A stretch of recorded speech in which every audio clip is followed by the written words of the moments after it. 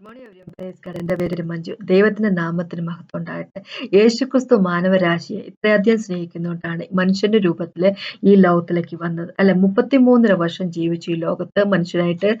ഇന്നും മനുഷ്യനായിട്ട് തന്നെയാണ് പിതാവിന്റെ വലഭാഗത്തുള്ളത് അല്ലെ. മനുഷ്യന് പോയതുപോലെ തന്നെ തിരിച്ചു വരും എന്നാണല്ലോ മാലാഖമാര് പറഞ്ഞത് അല്ലെ. അന്ന് ആകാശത്തെ നോക്കി നിന്ന ഡിസൈബിൾസിനോട് പറഞ്ഞ കാര്യം. അപ്പൊ ഇവിടെ ഈ ലോകത്തില് ഉണ്ടായിരുന്ന സമയത്തിന്റെ കാര്യത്തെ പറ്റിയാണ് പറഞ്ഞു. 33 വർഷം ജീവിച്ചു. 3 വർഷം യേശു ക്രിസ്തു തന്റെ മിനിസ്ട്രി വർക്ക് ചെയ്തു. അപ്പൊ ഈ നമ്മളെപ്പോഴും കേൾക്കുന്ന ഒരു കാര്യമാണ് റിവൈവൽ എന്നുള്ളൊരു പേര് അല്ലെ. അപ്പൊ അസൂസ സ്ട്രീറ്റിൽ നടന്ന റിവൈവൽ, പെൻസക്കോളിൽ നടന്ന റിവൈവൽ, അങ്ങനെയൊക്കെ പറയുമ്പോൾ ഒരുപാട് റിവൈവൽ നടന്നതിനെ പറ്റി പറഞ്ഞു കേട്ടിട്ടുണ്ട്. അപ്പൊ അതൊക്കെ ഇങ്ങനെ കുറച്ചു ദിവസം നിന്നിട്ട് പിന്നെ അങ്ങ് പോയതാണ് അല്ലെ. അപ്പോ ദൈവം ഈ ലോകത്ത് നടത്തിയിട്ടുള്ള റിവൈവലുകളിൽ വെച്ച് ഏറ്റവും വലിയ റിവൈവൽ എന്ന് പറയുന്നത് എന്താന്ന് വെച്ച് കഴിഞ്ഞാൽ യേശുക്രിസ്തു ലോകത്തുണ്ടായിരുന്ന സമയത്ത് തന്റെ മിനിസ്ട്രിയും എന്താ പറയുക ക്രോസ് ഓഫ് കാൽവറിയിൽ തന്റെ മരണവും അല്ലെ യേശുവിന്റെ മരണവും ഉയർത്തെഴുന്നേൽപ്പും അതാണ് ഏറ്റവും വലിയ റിവൈവൽ ലോകത്തിൽ നടത്തുന്നത് അല്ലെ. അതില്ലായിരുന്നെങ്കിൽ ആ ഒരു കാര്യം ദൈവം ചെയ്തില്ലേ, പ്രത്യേകിച്ച് പറയുമ്പോൾ യേശുവിന്റെ മരണം ഉയർത്തെഴുന്നേൽപ്പും നടന്നില്ല എങ്കിൽ ഒരു റിവൈവൽ ഈ ലോകത്ത് ഉണ്ടാകത്തില്ലായിരുന്നു അല്ലെ. അപ്പൊ ചിലരെങ്കിലും പറയും ഏറ്റവും വലിയ റിവൈവൽ എന്ന് പറഞ്ഞാല് പെന്തക്കോസ്ത് ദിവസത്തെ ഹോളി സ്പിരിറ്റ് ഗോഡ് വന്നപ്പോൾ അന്നുണ്ടായ ആ സമയത്ത് നടന്ന ആ റിവൈവലിനെ അതാണെന്ന് പറയും. പക്ഷെ അതിന്റെ എല്ലാം അടിസ്ഥാനം എന്ന് പറഞ്ഞാൽ യേശുക്രിസ്തുവിന്റെ മരണം ഉയർത്തെഴുന്നേൽപ്പോ അല്ലെ. അപ്പൊ യേശു മരിച്ചില്ലായിരുന്നെങ്കിൽ ഉയർത്തെഴുന്നേറ്റില്ലായിരുന്നെങ്കിൽ എന്താ പറയുക പെന്തക്കോസ്ത് ദിവസം ഒന്നും ഉണ്ടാവത്തില്ലായിരുന്നു അല്ലെ. അപ്പൊ ഏറ്റവും വലിയ റിവൈവൽ എന്ന് പറഞ്ഞാല് ശരിക്കും പറഞ്ഞാല് ക്രോസ് ഓഫ് കാൽവറി യേശുക്രിസ്തു തൂങ്ങി കിടന്ന് അത് നമ്മൾക്ക് വേണ്ടി മരിച്ചതാണ് ഏറ്റവും വലിയ റിവൈവൽ എന്ന് പറഞ്ഞു അല്ലെ. അപ്പൊ ഇന്ന് ഞാൻ എന്താ പറയാൻ ഉദ്ദേശിക്കുന്നത് വെച്ചാൽ ദൈവം പല റിവൈവലുകളും ഇങ്ങോട്ട് കൊണ്ടുവരാനും ഈ ലോകത്തിലേക്ക് കൊണ്ടുവരാനും റിവൈവലുകൾ തന്നെ കൊണ്ടുവരാനല്ല, അത് ലാസ്റ്റിംഗ് ആയിട്ടുള്ള റിവൈവലായിട്ട് കുറച്ചെണ്ണം ഇവിടുന്ന് വന്നു പിന്നെ പോയി അങ്ങനെയല്ല, ലാസ്റ്റിംഗ് ആയിട്ടുള്ള റിവൈവലായിരിക്കണം. എല്ലാ മനുഷ്യരും അവരുടെ ജീവിതം എല്ലാം ട്രാൻസ്ഫോംഡ് ആയിരിക്കണം, യേശുവിനെ പോലെ ആയിരിക്കണം. അതാണ് ദൈവത്തിന്റെ ആഗ്രഹം അല്ലെ. പക്ഷെ അതിനുവേണ്ടി വില കൊടുക്കാനും അതിനുവേണ്ടി നിൽക്കാനും അല്ലെ, അതിനുവേണ്ടി ദൈവത്തിന്റെയും മനുഷ്യന്റെയും ഗ്യാപ്പിൽ നിന്നുകൊണ്ട് പ്രാർത്ഥിക്കാനും അല്ലെ, അതിനുവേണ്ടി തങ്ങളുടെ ജീവിതം തന്നെ കൊടുക്കാനും തയ്യാറായിട്ടുള്ള മനുഷ്യരുണ്ടെങ്കിൽ ഇതുപോലുള്ള റിവൈവലുകൾ എന്നും എപ്പോഴും ഉണ്ടായിക്കൊണ്ടേയിരിക്കും. ദൈവം തയ്യാറാണ് അല്ലെ. ദൈവം എങ്ങും പോയിട്ടില്ല. ഹോളി സ്പിരിറ്റ് ഗോഡ് ഇവിടെ ഉണ്ട് അല്ലെ. ഒരു മൂവ്മെന്റ് വന്നിട്ട് അസുസ സ്ട്രീറ്റിൽ ഒരു മൂവ്മെന്റ് വന്ന് അത് കഴിഞ്ഞിട്ട് പിന്നെ ഇല്ല, അങ്ങനെയല്ല. ദൈവം ഹോളി സ്പിരിറ്റ് ഗോഡ് എന്നും തയ്യാറാണ്. നമ്മള് അതിന് തയ്യാറാണെങ്കിൽ, നമ്മൾ ആ ഗ്യാപ്പിൽ നിന്നുകൊണ്ട് പ്രാർത്ഥിക്കാൻ അതിനുവേണ്ടി വർക്ക് ചെയ്യാൻ തയ്യാറാണെങ്കിൽ, അതാണ് ഇന്നത്തെ ടോപ്പിക്ക്. മുമ്പോട്ട് പോകുന്നതിന് മുമ്പായിട്ടൊന്ന് പ്രാർത്ഥിച്ച ശേഷം നമുക്ക് സംസാരിക്കാം. കർത്താവ് ഈ സമയത്ത് നന്ദി പറയുന്നു. കർത്താവ് അങ്ങയുടെ സ്നേഹം പോലെ ഒരു സ്നേഹമില്ല കർത്താവ്. Thank you so much. Oh God mighty Jesus, അങ്ങ് പിന്നെയും തിരിച്ചു വരുന്ന കർത്താവ് ഇന്നും ഞങ്ങൾക്ക് വേണ്ടി ഒരു ഹൈപ്രീസ്റ്റ് ആയിട്ട് പിതാവിന്റെ വലംഭാഗത്ത് നിന്നുകൊണ്ട് വാദിക്കുന്നതിനായിട്ടും ഞങ്ങൾക്ക് വേണ്ടി ഒരു വാതിൽ തുറന്നതിനായിട്ട് നന്ദി പറഞ്ഞു കർത്താവ്. ഹോളി ഓഫ് ഹോളീസിലേക്ക് ഞങ്ങൾക്ക് ഇന്ന് എൻ്റർ ചെയ്യാം കർത്താവെ. വലിയ മനുഷ്യരായിരുന്ന ഡേവിഡിന് പോലും കർത്താവെ എൻ്റർ ചെയ്യാൻ സാധിക്കാതിരുന്ന സ്ഥലത്ത് ഞങ്ങൾക്ക് അതിനുള്ള അവകാശം, ഈ ജെന്റൈൽസ് ഞങ്ങൾക്ക് അതിനുള്ള അവകാശം തന്നിരിക്കുന്നു. നന്ദി പിതാവ്. യേശു അങ്ങയുടെ രക്തത്തിനായിട്ട് നന്ദി പറയുന്നു, ഞങ്ങളുടെ ക്രൂസിഫിക്ഷനായിട്ട് നന്ദി പറയുന്നു, റിസർഷനായിട്ട് നന്ദി പറയുന്നു. യേശു നാമത്തിനാമേ. ഹോളി സ്പിരിറ്റ് ഗോഡിനായിട്ടും പിതാവെ അങ്ങേക്കായിട്ട് നന്ദി പറയുന്നു. യേശു നാമത്തിനാമേ. അപ്പൊ എനിക്കിന്നൊരു ചെറിയ പോർഷൻ വായിക്കണമെന്നുണ്ട്. മത്തായി എഴുതിയ സുവിശേഷത്തിന്റെ 8ാമത്തെ ചാപ്റ്ററിലേക്ക് വരും. നമുക്കെല്ലാവർക്കും അറിയാവുന്ന കാര്യമാണ് ഈ രണ്ട് ഭൂതഗ്രസ്തരായിരുന്ന അല്ലെ, ഡീമൻ പൊസസ്ഡ് ആയിരുന്ന ആളിന്റെ കഥ. അപ്പൊ മത്തായി പറഞ്ഞിരിക്കുന്നത് 2 പേരുണ്ടായിരുന്നു എന്നാണ് പറഞ്ഞിരിക്കുന്നത്. ഭൂതഗ്രസ്തരായിരുന്ന 2 പേര് ഉണ്ടായിരുന്നു എന്ന് പറഞ്ഞിരിക്കുന്നത്. പക്ഷെ നമ്മൾ മാർക്കിലേക്ക് പോകുമ്പോൾ മാർക്കോസ് എഴുതിയ സുവിശേഷന്റെ 5ാമത്തെ ചാപ്റ്ററിൽ കാണാൻ പറ്റും. ഇപ്പൊ ഞാൻ പറഞ്ഞത് മത്തായി സുവിശേഷന്റെ 8ാമത്തെ ചാപ്റ്ററിന്റെ കാര്യമാണ്. 8ാമത്തെ ചാപ്റ്ററിന്റെ 28 തൊട്ട് 34 വരെയുള്ള വാക്കിന്റെ കാര്യമാണ് പറഞ്ഞത്.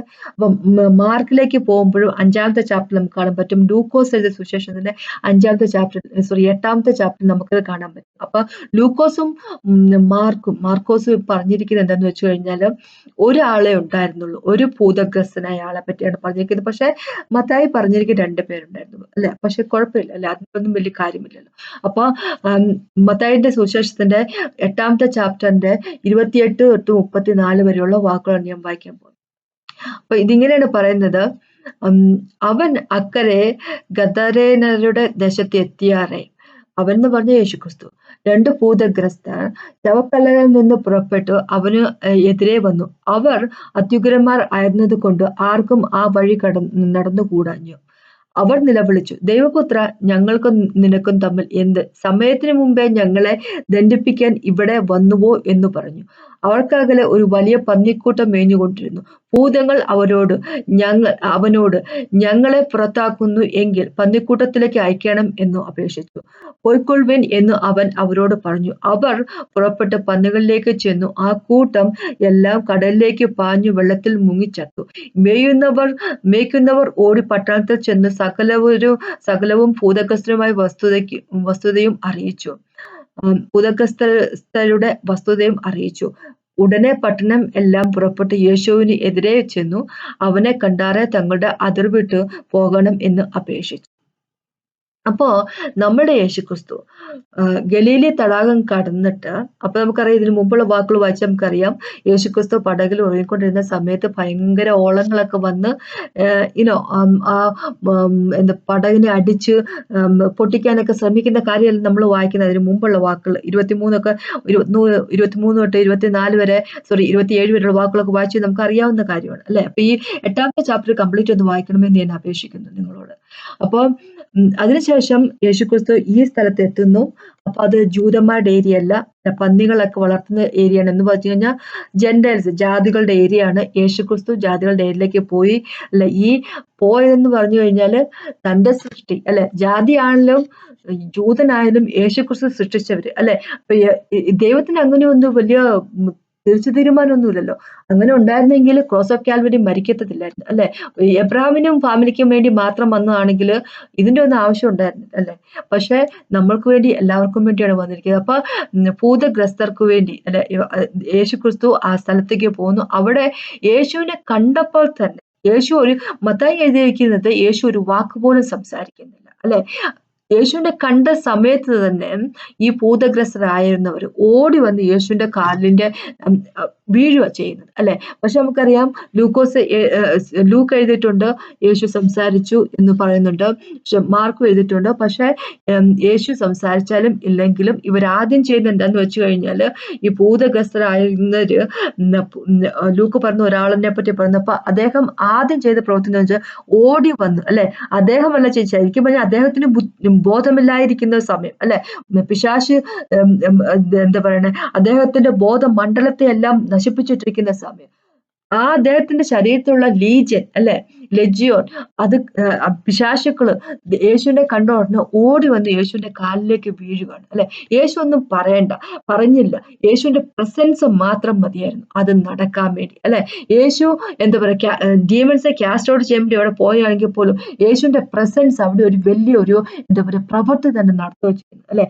എന്ന് വെച്ചു കഴിഞ്ഞാൽ യേശുവിന്റെ പ്രസൻസ് എന്ന് പറഞ്ഞാൽ ദൈവത്തിന്റെ പ്രസൻസ് ആണ് അവിടെ അല്ലെ. അപ്പൊ എനിക്കിവിടെ ഒരു കാര്യം പറയാനുള്ളത് എന്താന്ന് വെച്ച് കഴിഞ്ഞാല്, ആ പട്ടണത്തിൽ നിന്ന് വന്ന ആൾക്കാര് യേശുവിന്റെ എതിരെ ചെന്നിട്ട് അവനെ കണ്ടാൽ തങ്ങളെ അതിർത്തി വിട്ട് പോകണം എന്ന് അപേക്ഷിച്ചു. ലൂക്കോസിലേക്ക് പോകുമ്പോൾ അല്ലെങ്കിൽ മാർക്കിലേക്ക് പോകുമ്പോൾ അവർ എഴുതി വെച്ചിരിക്കുക വെച്ചാല് ആ പട്ടണത്തിൽ വന്ന ആൾക്കാര് ദൈവം ചെയ്ത പ്രവൃത്തി കൊണ്ട്, യേശു ചെയ്ത പ്രവൃത്തി കൊണ്ട് ഈ ഭൂതഗ്രസ്തനായിട്ടിരിക്കുന്ന ആളുടെ ശരീരത്തിൽ നിന്ന് ഭൂതമെല്ലാം പോയത് എല്ലാം കംപ്ലീറ്റ് പോയി. അദ്ദേഹം അന്ന് വരെ വസ്ത്രമില്ലാതിരുന്ന ആള് പിന്നെ വസ്ത്രമെല്ലാം ധരിച്ച് നേരെ ചൊവ്വേ മാന്യമായിട്ട് ഇരിക്കുന്നത് കണ്ടു കഴിഞ്ഞപ്പോൾ അവരങ്ങ് ഭയപ്പെട്ടു അല്ലെ. ഭയപ്പെട്ടിട്ട് യേശുവിനോട് അവിടുന്ന് പോകണം എന്ന് പറഞ്ഞു. അവരെന്തിനായിരിക്കും ഭയപ്പെട്ടത്? വയ്യാതിരുന്ന ഒരാള്, ഭ്രാന്തനെ പോലെ അലഞ്ഞു നടന്നുകൊണ്ടിരുന്ന ആള്, കല്ലുകൊണ്ട് സ്വന്തം ശരീരത്തെ മുറിച്ച ഒരാള്, ശബ്ദമുണ്ടാക്കി കരഞ്ഞ് രാത്രി മൊത്തം കരഞ്ഞ് അല്ലെ പകൽ മൊത്തം കരഞ്ഞ് പ്രശ്നം ഉണ്ടാക്കിക്കൊണ്ടിരുന്ന ഒരാളെ യേശുക്രിസ്തു രക്ഷപ്പെടുത്തി കഴിഞ്ഞപ്പോ ഈ ആൾക്കാർക്ക് ഭയമായി പോയി. ഭയമായത് എന്തിനാന്ന് വെച്ച് കഴിഞ്ഞാല് അവിടെ നടന്ന കാര്യത്തെപ്പറ്റി ഓർത്തുള്ള യേശു ചെയ്തതിനെ പറ്റി ഓർത്തുള്ള വ്യക്തിയെ സുഖപ്പെടുത്തിയതിന്റെ കാര്യത്തെപ്പറ്റി ആ ഒരു ഭയമല്ല അവർക്ക്. എന്താന്ന് വെച്ചാൽ ഭൂതങ്ങൾ വന്നു എന്നുള്ള ഭയമല്ല അവർക്ക്. എന്താന്ന് വെച്ച് കഴിഞ്ഞാല് യേശു ഡീമൺസിനെ ഓടിച്ച സമയത്ത്, ഭൂതങ്ങളെ ഓടിച്ച സമയത്ത് ആ ഭൂതങ്ങൾ ചെന്ന് കയറുന്നത് അവിടെ ഉണ്ടായിരുന്ന ആ പന്നികളുടെ ഇടയ്ക്കായിട്ടാണല്ലോ, പന്നികളുടെ ശരീരത്തിലേക്കാണല്ലോ. അപ്പൊ ആ പന്നിനെ മേയിച്ചുകൊണ്ടിരുന്ന ആൾക്കാർ, പന്നീന്റെ ഉടമസ്ഥർക്ക് നല്ല ഒരു എമൗണ്ട് ഓഫ് തുക നഷ്ടപ്പെട്ടിട്ടുണ്ടാകുമല്ലോ അല്ലെ. അപ്പൊ ഇനി യേശു ആ ഏരിയയിൽ നിൽക്കുവാണെങ്കിൽ അല്ലെ, എന്താ പറയുക, ആ ഗെനസറേസിന്റെ ആ ഏരിയയിൽ നിൽക്കുവാണെങ്കിൽ ഇനിയും മിക്കവാറും ആൾക്കാരുടെ ശരീരത്തിൽ നിന്ന് ഭൂതങ്ങളെ ഓടിക്കും, അല്ലെങ്കിൽ മരിച്ചുപോയവരെ ഉയർത്തെഴുന്നേൽപ്പിക്കും. നമ്മുടെ ദൈവം സാധാരണഗതി ചെയ്യുന്ന പോലെ അല്ലെ, മരിച്ചുപോയി ഉയർത്തെഴുന്നേൽപ്പിക്കും, സുഖമില്ലാത്തവരെ സുഖപ്പെടുത്തും. പലരുടെയും ബിസിനസ് അങ്ങനെ കുളമാകാൻ ചാൻസ് ഉണ്ട് അല്ലെ. അപ്പൊ ഇപ്പൊ ഈ പന്നി കച്ചവടക്കാരന്റെ രൂപ പോയതുപോലെ അല്ലെ, മണി പോയതുപോലെ പലരുടെയും ബിസിനസ്സിന് ഇനി കുഴപ്പമുണ്ടാകാൻ ചാൻസ് ഉണ്ട്. അതുകൊണ്ടാണ് എങ്ങനെയെങ്കിലും യേശുവിനെ അവിടെ നിന്ന് ഓടിക്കണം എന്നുള്ള രീതിയിൽ എന്താ പറയണേ, ആൾക്കാര് യേശുവിനെ അവിടെ നിന്ന് പോയത്. അപ്പൊ റിവൈവൽ നാട്ടിൽ വന്നു കഴിഞ്ഞാൽ ബുദ്ധിമുട്ടുണ്ടാകുന്നത് പല ആൾക്കാരുമുണ്ട്. പക്ഷെ അതിനെപ്പറ്റി നമ്മൾ വിചാരിക്കേണ്ട കാര്യമില്ല. യേശു ആ കരയിലെ കാലെടുത്തു വെച്ചപ്പോ എങ്ങനെയാണോ ആ പിശാചുക്കള് അലറി വിളിച്ചത് അല്ലെ, അപ്പൊ യേശു നമ്മളെ പറ്റി എന്താ ഉദ്ദേശിക്കുന്നത് എന്താന്ന് വെച്ച് കഴിഞ്ഞാൽ, താൻ ചെയ്ത വർക്കിനേക്കാളും കൂടുതലായിട്ട് എമൗണ്ടിനെ പറ്റിയാ പറയുന്നത്, ക്വാളിറ്റിയെ പറ്റിയല്ല, എമൗണ്ടിനെ പറ്റി പറയുന്നത്, നമ്പറുകൾ അല്ലെ, എത്ര വർക്കിനേക്കാളും കൂടുതലായിട്ട് യേശുവിനെ വിശ്വസിച്ച വ്യക്തികൾ ചെയ്യും എന്ന് പറയുമ്പോൾ, യേശു ആ കരയിലേക്ക് കാലെടുത്ത് വെച്ചപ്പോൾ എങ്ങനെയാണോ പൂത് ഓടി വന്ന് കാല വീഴുന്നത്, അതേ എമൗണ്ട് അതേപോലെ തന്നെ നമ്മളും എന്താ പറയണേ കാലെടുത്ത് വെക്കുമ്പോൾ വന്ന് വീഴണം അല്ലെ എന്ന് പറഞ്ഞാൽ, യേശു ഞാൻ എന്താണ് അതുകൊണ്ട് ഉദ്ദേശിച്ചെന്ന് വെച്ച് കഴിഞ്ഞാൽ, യേശു ആ നാട്ടിലേക്ക് ചെന്ന റിവൈവൽ ആണെങ്കിൽ നമ്മളും ഈ നാട്ടിൽ നമ്മൾ ജീവിക്കുന്ന സ്ഥലത്ത് റിവൈവൽ നമ്മളും ആകണം എന്നാണ് യേശു നമ്മളെ കൊണ്ട് ഉദ്ദേശിക്കുന്നത് അല്ലെ. പീറ്ററിന്റെ ഷാഡോ നിഴല് ആൾക്കാരെ സുഖപ്പെടുത്തുമായിരുന്നു അല്ലെ, പോളിന്റെ കർച്ചീഫ് ആൾക്കാരെ സുഖപ്പെടുത്തുമായിരുന്നു. 12 പേരെ വെച്ചിട്ട്, ജൂഡാസ് ഇസ്കാരിയോട്ടില്ല, അത് കഴിഞ്ഞു ലോട്ടിട്ട് അവര് എടുത്ത ആള് അല്ലെ, പിന്നെ പോളും കൂടെ ആയി കഴിഞ്ഞപ്പോ ആ ലോകത്തെ മാറ്റിമറിച്ചു. 12 പേര് പോളും കൂടെ ചേർന്നിട്ട് 13 പേരെന്ന് വിചാരിച്ചു. അപ്പം പുതുതായിട്ട് കൂട്ടിയ അപ്പോസ്തലനെ പറ്റി നമുക്ക് അധികം കാര്യങ്ങൾ അറിയത്തില്ല. പക്ഷെ പോളിനോട് ചേർത്തു. അങ്ങനെ മൊത്തം 12 പേരെന്ന് വിചാരിച്ചു. ആ 12 പേര് ലോകത്തെ എന്താ പറയാ തിരിച്ചു മറിച്ച് അല്ലെ, അവര് തിരിച്ചു മറിച്ചിട്ടു.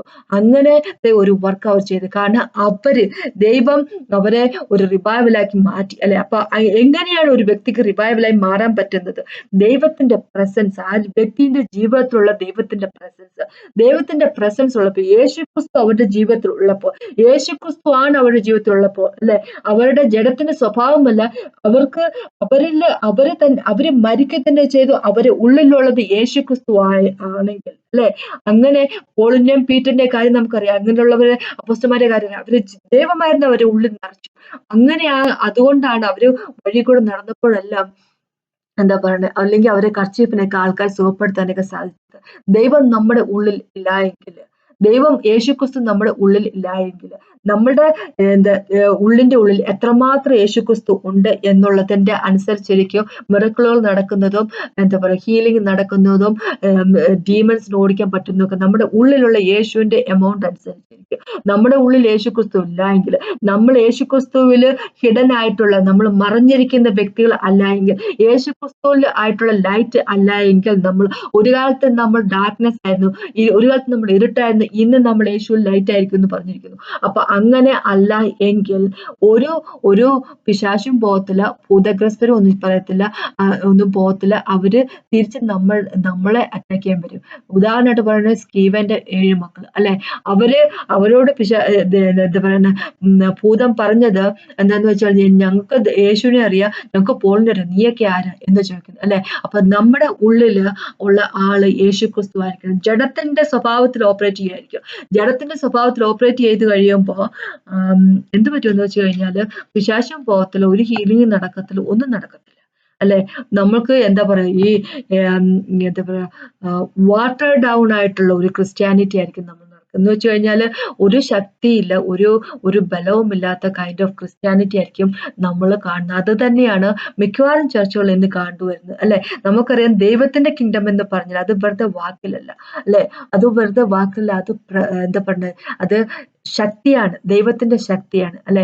അപ്പൊ ഹോളി സ്പിരിറ്റ് ഗോഡ് ഉള്ളപ്പോൾ ശക്തി വെളിപ്പെടുക തന്നെ ചെയ്യും. പക്ഷെ ഒരു കാര്യം എന്താന്ന് വെച്ച് കഴിഞ്ഞാൽ, ഹോളി സ്പിരിറ്റ് ഗോഡിന് എന്താ പറയുക നമ്മളെ തന്നെ ഏൽപ്പിച്ചു കൊടുക്കാൻ മനസ്സുള്ള വ്യക്തികൾ ഉണ്ടാകണം അല്ലെ. അതിന് ഒരുപാട് കഷ്ടപ്പെടേണ്ടി വരും, അതിന് ഒരുപാട് സാക്രിഫൈസുകൾ ചെയ്യേണ്ടി വരും അല്ലെ. പക്ഷെ ഇന്നത്തെ കാലത്ത് എടുത്തു നോക്കുമ്പോൾ അങ്ങനെ സാക്രിഫൈസ് ചെയ്യാൻ താല്പര്യമുള്ള ആൾക്കാർ വളരെ കുറവാണ്. പണത്തിനും പദവിക്കും വേണ്ടി അല്ലെ, കുറച്ച് ഫെയിം കിട്ടുമല്ലോ എന്ന് അതിനുവേണ്ടി ഞാൻ അപ്പോസ്റ്റലാണെന്നും പ്രോഫറ്റാണെന്നും പറയാൻ കുറച്ച് ഫെയിം കിട്ടുന്നതിന് വേണ്ടി അങ്ങനെയുള്ള കാര്യങ്ങൾക്കൊക്കെ ആൾക്കാർ തയ്യാറാണ്. പക്ഷേ ജീവിതം കൊടുത്ത് പോളിനെ പോലെ പീറ്ററിനെ പോലെ അല്ലെ അവരവരുടെ ജീവിതം കൊടുത്താണ് അവര് ദൈവത്തെ ഇഷ്ടപ്പെട്ട് സ്നേഹിച്ചത്. അതിനായിട്ട് നമ്മൾ ആരെങ്കിലും തയ്യാറാണെങ്കിൽ നമ്മളെ റിവൈവലാക്കി തീർക്കാൻ, പോളും പീറ്ററും ഒക്കെ റിവൈവലുകളാണ്. അവർ റിവൈവലുകൾ കൊണ്ടെന്നല്ല പറഞ്ഞു, അവരായിരുന്നു എന്താ പറയണ്ടേ ആ സമൂഹത്തിനുള്ള സൊല്യൂഷൻ അല്ലെ. ദൈവം കൊടുത്ത സമൂഹത്തിന് കൊടുത്ത സൊല്യൂഷൻ അവരെവിടെ പോയാലും ഹീലിംഗുകൾ നടക്കുമായിരുന്നു. അവരെവിടെ പോയാലും എന്താ പറയണ്ടേ ആൾക്കാർ സാൽവേഷൻ നടക്കുമായിരുന്നു അല്ലെ. ആയിരങ്ങളും പതിനായിരങ്ങളും രക്ഷിക്കപ്പെടുമായിരുന്നു. അവർ ഓരോ പ്രാവശ്യം പീറ്ററൊക്കെ ഒരു പ്രസംഗിച്ച് കഴിയുമ്പോൾ 5000 പേര് 3000 പേരെ ഒറ്റയടിക്കൊക്കെ 3000 പേരെ ഒറ്റയടിക്ക് എന്താ പറയുക രക്ഷിക്കപ്പെടുമായിരുന്നു അല്ലെ. 5000-ഓളം പേരൊക്കെ സഭയിലേക്ക് ചേരുമായിരുന്നു. അതുപോലത്തുള്ള പ്രവർത്തനമൊക്കെ അവർ പ്രവർത്തിച്ചത്. കാര്യം എന്താന്ന് വെച്ച് കഴിഞ്ഞാല് തയ്യാറായിരുന്നു. എന്റെ ജീവനെ കൊടുക്കാൻ വേണ്ടി, എന്റെ ജീവിതം കൊടുക്കാൻ വേണ്ടി തയ്യാറായിരുന്നു. അങ്ങനെ സ്നേഹിക്കാൻ, ദൈവത്തെ സ്നേഹിക്കാൻ നമ്മൾ ഇന്ന് തയ്യാറാണെങ്കിൽ, ഇന്ന് ദൈവം നോക്കുന്ന അങ്ങനെയുള്ള വ്യക്തികൾ അങ്ങനെ തയ്യാറാണെങ്കിൽ അല്ലെ. പണ്ട് ആശ്രിത സ്ട്രീറ്റിൽ നടന്ന പോലത്തെ റിവൈവൽ അല്ലെ, പെൻസക്കോളയിൽ നടന്ന റിവൈവൽ അത് എല്ലാ ദിവസവും നടത്താൻ ദൈവത്തിന് താല്പര്യമാണ്. ഒരു പ്രാവശ്യമല്ല, 2 പ്രാവശ്യമല്ല, എല്ലാ ദിവസവും നടത്താൻ താല്പര്യമാണ്. ഇപ്പോൾ നമ്മുടെ സൊസൈറ്റിയിലേക്ക് നോക്കുമ്പോൾ വളരെയധികം ഇരുട്ടാണ് നടക്കുന്നത് അല്ലെ. വളരെയധികം ഡാർക്ക്നെസ് ആണ് ഈ ലോകത്തിൽ. പക്ഷെ അവിടെ നമ്മളായിരിക്കട്ടെ ലൈറ്റ് അല്ലെ. നമ്മളായിരിക്കട്ടെ ദൈവം കൊളുത്തിയ ലൈറ്റ്. നമ്മളായിരിക്കട്ടെ ആ എന്താ പറയുക ആ സിറ്റി, എന്താ പറയുക വെളിച്ചമുള്ള ആ സിറ്റി അല്ലെ. ഒരു മലയുടെ മുകളിൽ വെച്ചിരിക്കുന്ന സിറ്റി അതിനെ ആർക്കും മറയ്ക്കാൻ സാധിക്കത്തില്ല. അതുപോലെ ആയിരിക്കട്ടെ നമ്മൾ ദൈവത്തിന്റെ ലൈറ്റ് ആയിരിക്കട്ടെ ഈ ലോകത്ത് അല്ലെ. നമ്മൾക്ക് നമ്മുടെ ജീവിതത്തെ ദൈവത്തിന്റെ കയ്യിലേക്ക് കൊടുക്കാം. അത് എത്രമാത്രം ഗ്രേറ്റ് ആയിട്ടുള്ള സാക്രിഫൈസ് നമുക്ക് ചെയ്യേണ്ടി വന്നെങ്കിൽ പോലും അല്ലെ, യേശുക്രിസ്തു സ്വന്തം ജീവനെയാണ് സാക്രിഫൈസ് ചെയ്തത്. ദൈവം ഈ ലോകത്തിലേക്ക് വരികയാണ് ചെയ്തത് അല്ലെ. തന്റെ ഗ്ലോറി സ്വർഗത്തിൽ വേണ്ടെന്ന് വെച്ചിട്ട് ഈ ലോകത്തിലേക്ക് വരികയാണ് ചെയ്തത്. അത്രയും വലിയ സാക്രിഫൈസ് നമ്മൾ ചെയ്യാൻ പോകുന്നില്ല. അപ്പൊ ഞാനും നിങ്ങളും തയ്യാറാണെങ്കിൽ, യേശുവിന് വേണ്ടി ഒരു ജീവൻ നയിക്കാൻ തയ്യാറാണെങ്കിൽ, യേശുവിന് വേണ്ടി ഞാൻ തയ്യാറാണ് ദൈവമേ, ഇതെന്റെ ജീവനായിരിക്കും ഒരുപക്ഷെ എടുക്കുന്നത്, എന്നാലും ഞാൻ തയ്യാറാണ്. എനിക്ക് റിവൈവൽ ആകണം, എനിക്ക് അങ്ങയുടെ കിങ്ഡം ഈ ലോകത്തിലേക്ക് കൊണ്ടുവരണം അല്ലെ. അങ്ങനെ ഒരു തീരുമാനം എടുക്കാൻ വ്യക്തികൾ ഉണ്ടെങ്കിൽ, അങ്ങനെ ഒരു പ്രയർ പ്രാർത്ഥിക്കാൻ നമ്മൾ തയ്യാറാണെങ്കിൽ, വർക്ക് ചെയ്യാൻ ദൈവം തയ്യാറാണ്. അനോയിന്റ് ചെയ്യാൻ ദൈവം തയ്യാറാണ്. അനോയിന്റിങ് മാത്രം പോലെ ദൈവത്തിന്റെ പ്രസൻസും കൂടെ ഉണ്ടായിരിക്കണം. ദൈവത്തിന്റെ പ്രസൻസ് കൂടെ ഇല്ല, വെറുതെ അനോയിന്റിങ് മാത്രമേ ഉള്ളെങ്കിൽ എന്താ പറ്റുന്നത് വെച്ച് കഴിഞ്ഞാല് പിശാചിനെ പോലെ നടക്കും നമ്മൾ അല്ലെ. പിശാച് വളരെയധികം അനോയിന്റഡ് ആയിട്ടുള്ള ചെറൂബായിരുന്നു. നമുക്ക് അവനെ പറ്റി അഭിഷിക്തനായിട്ടുള്ള ചെറൂബായിരുന്നു അവൻ അല്ലെ, പിശാച്. പക്ഷെ അവന്റെ കൂടെ ദൈവം ഉണ്ടായിരുന്നില്ല, കാരണം കയ്യിലിരിപ്പ് അങ്ങനത്തെ തരത്തിലുള്ളതായിരുന്നു. പക്ഷെ യേശുവിനെ പറ്റി അങ്ങനെയല്ല പറഞ്ഞിരിക്കുന്നത്. അപ്പോസ്തല പ്രവൃത്തി 10-ാമത്തെ ചാപ്റ്ററിന്റെ 38-ാമത്തെ വാക്കില് ഇങ്ങനെ പീറ്റർ ഇങ്ങനെ പറഞ്ഞു, യേശു ക്രിസ്തു നാസറേത്തുകാരൻ യേശു ക്രിസ്തുവിനെ പിതാവ് അല്ലെ അനോയിന്റ് ചെയ്ത് അഭിഷേകം ചെയ്തിരുന്നു. ഹോളി സ്പിരിറ്റ് ഗോഡ് കൊണ്ട് പവർ കൊണ്ട് അനോയിന്റ് ചെയ്തിരുന്നു. യേശു ക്രിസ്തു ആ ഏരിയ എല്ലാം നടന്ന് നല്ല കാര്യങ്ങൾ ചെയ്തു. ഭൂതഗ്രസ്തരായ ശരീരത്തിൽ നിന്ന് ഭൂതങ്ങൾ ഓടിച്ചു, ഹീൽ ചെയ്തു ആൾക്കാരെ. കാരണം ദൈവം കൂടെ ഉണ്ടായിരുന്നു, പിതാവ് കൂടെ ഉണ്ടായിരുന്നു. നമ്മുടെ കൂടെ യേശു ക്രിസ്തു ഉണ്ടായെങ്കിൽ അല്ലെ, നമ്മുടെ ജീവിതം യേശുവിനുള്ളതാണ്, യേശു തീർച്ചയായിട്ടും നമ്മുടെ കൂടെ ഉണ്ടാകും. അങ്ങനെയാണെങ്കിൽ നമ്മുടെ സമൂഹത്തിന്റെ സകല വിധത്തിലുള്ള സൊല്യൂഷനും പ്രോബ്ലത്തിന്റെ സൊല്യൂഷൻ നമ്മളായിരിക്കും അല്ലെ. സകല വിധത്തിലുള്ള പ്രോബ്ലത്തിന്റെ സൊല്യൂഷൻ നമ്മളായിരിക്കും അല്ലെ. അപ്പൊ റിവൈവൽ എന്ന് പറയുമ്പോ നമ്മൾ ചർച്ചിന്റെ അകത്ത് മാത്രം നടക്കേണ്ട ഒരു കാര്യമല്ല. നമ്മൾ വർക്ക് ചെയ്യുന്ന ഓഫീസിൽ അല്ലെ, അവിടുത്തെ റിവൈവൽ നമ്മളായിരിക്കട്ടെ. നമ്മുടെ കുഞ്ഞുങ്ങളുടെ സ്കൂളിൽ റിവൈവൽ അവരായിരിക്കട്ടെ. അവരെ പറഞ്ഞ് പഠിപ്പിക്കുക അല്ലെ, ദൈവത്തെ യേശു ക്രിസ്തുവിനെ പറ്റി പറഞ്ഞ് പഠിപ്പിക്കുക, അവരെ കൊണ്ട് വചനം പറയിപ്പിക്കുക. നമ്മുടെ കുഞ്ഞുങ്ങൾ കോളേജിൽ പഠിക്കുന്നവരാണെങ്കിൽ അവിടെ അവര് യേശുവിനെ പറ്റി സംസാരിക്കട്ടെ. ഈ ലോകത്തിലെ സകല വിധത്തിലുള്ള പ്രോബ്ലത്തിന്റെയും അതിനുള്ള പരിഹാരം നമ്മളാകട്ടെ അല്ലെ, യേശുവിന്റെ മക്കളാകട്ടെ. അതിനെപ്പറ്റി ഞാൻ പറഞ്ഞു, യേശു തയ്യാറാണ്. അങ്ങനെ വർക്ക് ചെയ്യാൻ യേശു തയ്യാറാണ്. നമ്മൾ നമ്മുടെ ജീവിതം കയ്യിലേക്ക് കൊടുക്കാൻ തയ്യാറാണെങ്കിൽ, ആ ഗ്യാപ്പിൽ നിന്നുകൊണ്ട്, മനുഷ്യർക്കും ദൈവത്തിനും ഇടയ്ക്കുള്ള ഗ്യാപ്പിൽ നിന്നുകൊണ്ട് പ്രവർത്തിക്കാൻ, ദൈവത്തിന് വേണ്ടി വർക്ക് ചെയ്യാൻ, ദൈവത്തിന് വേണ്ടി ജീവൻ കൊടുക്കാൻ, ദൈവത്തിനോട് പ്രാർത്ഥിക്കാൻ തയ്യാറാണെങ്കിൽ ദൈവം തയ്യാറാണ്. അതാണ് എനിക്കിന്ന് പറയാനുള്ളത്. നമ്മളായിരിക്കട്ടെ റിവൈവൽ അല്ലെ. അതിനെപ്പറ്റിയാണ് എനിക്ക് പറയാനുള്ളത്. അപ്പൊ നമുക്കൊന്ന് പ്രാർത്ഥന നടത്താം. കർത്താവെ, ഈ സമയത്ത് നന്ദി പറയുന്നു കർത്താവെ. ലോർഡ് ഗോഡ് ഓൾമൈറ്റി ഫാദർ, അങ്ങയുടെ വർക്ക് ചെയ്യാനുള്ള കൃപ ഞങ്ങൾക്ക് തന്നെന്ന് അപേക്ഷിക്കുന്നു. ഒരു മടിയും കൂടാതെ കർത്താവ് ഗോഡ് ഓൾമൈറ്റി ഫാദർ, യേശുവെ അങ്ങ് ലോകത്തിലേക്ക് എങ്ങനെയാണോ വന്നത്, ഞങ്ങൾക്ക് വേണ്ടി എങ്ങനെയാണോ പാവമായിട്ട് ഞങ്ങൾക്ക് വേണ്ടി എങ്ങനെയാണ് വർക്ക് ചെയ്ത് മരിച്ചത് കർത്താവ് ലോർഡ് ഫാദർ ഗോഡ്, അതുപോലൊരു ജീവിതം കർത്താവ് ഗോഡ് ഓൾമൈറ്റി ഫാദർ ഗോഡ്, എല്ലാം സമർപ്പിച്ചുകൊണ്ടൊരു ജീവിതം അത് അങ്ങയുടെ ജീവിതം. അങ്ങനെയുള്ള ജീവിതം കർത്താവ് ഞങ്ങളും നയിക്കാനുള്ള കൃപ ഞങ്ങൾക്ക് തന്നെ അപേക്ഷിക്കുന്നു. അങ്ങക്ക് വേണ്ടി കർത്താവ് ഒരു ജീവൻ നയിക്കും. ഞങ്ങൾക്ക് വേണ്ടി അങ്ങ് എങ്ങനെയാണോ അങ്ങനെ തന്നെ സമർപ്പിച്ചത്, അതുപോലെ അങ്ങയ്ക്ക് വേണ്ടി ഞങ്ങളെ തന്നെ സമർപ്പിക്കാനുള്ള ഒരു കൃപ ഞങ്ങൾക്ക് തരണമെന്ന് അപേക്ഷിക്കുന്നു. കർത്താവ് എന്നെ കേട്ടുകൊണ്ടിരിക്കുന്ന ആൾക്കാരെ ഓർത്ത് പ്രാർത്ഥിക്കുന്നു. കർത്താവ് ഒരു കൂടെ ഉണ്ടായിരിക്കുന്ന അപേക്ഷിക്കുന്നു. കൃപ അവർക്കും കൊടുക്കണം അപേക്ഷിക്കുന്നു. യേശുവിൻ നാമത്തിൽ ആമേൻ. ഇത് കേട്ടതിന് നന്ദി. ദൈവത്തിനാമത്തെ മഹത്വം.